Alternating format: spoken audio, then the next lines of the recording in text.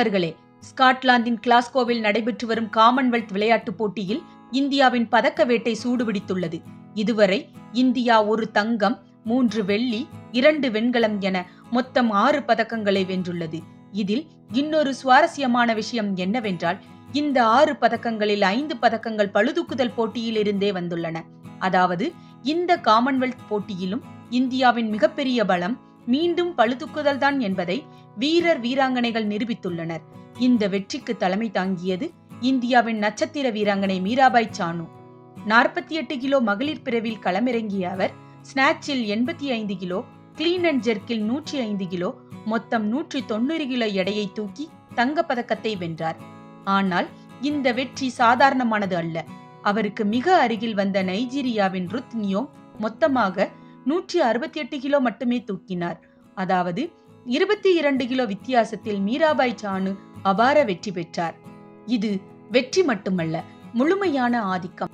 இதன் மூலம் காமன்வெல்த் விளையாட்டுப் போட்டியில் தொடர்ச்சியாக 3 தங்க பதக்கங்களை வென்ற முதல் பெண் பளுதூக்குதல் வீராங்கனை என்ற வரலாற்று சாதனையையும் மீராபாய் படைத்துள்ளார்.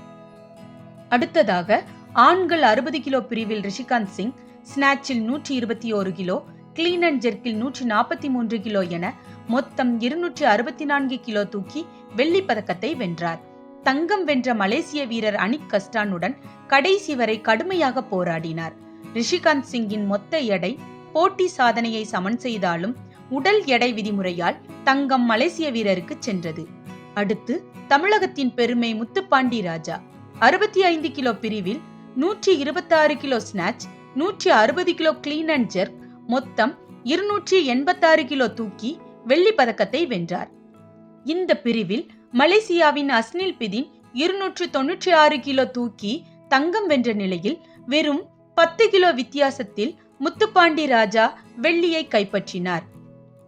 மகளிர் 53 கிலோ பிரிவில் ஞானேஸ்வரி யாதவ் வெள்ளி பதக்கமும், 58 கிலோ பிரிவில் பிந்தியாராணி தேவி வெண்கலப் பதக்கமும், பேரா பவர் லிப்டிங்கில் ஜண்டு குமார் வெண்கலப் பதக்கமும் வென்று இந்தியாவின் மொத்த பதக்க எண்ணிக்கையை 6ஆக உயர்த்தியுள்ளனர்.